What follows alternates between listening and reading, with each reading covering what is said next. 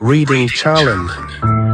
Let me tell you something important. Speed does not mean success. Everyone learns differently. Some learn fast, some take time, and both are okay.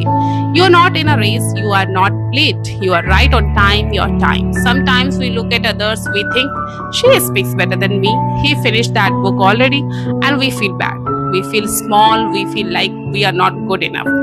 But here's the truth, you don't know their story, you don't know how many times they failed, you don't know how long they practice. So don't compare, respect your journey. Slow learning is still learning, slow progress is still progress. The key is not to stop. Keep reading, keep repeating, keep believing in yourself.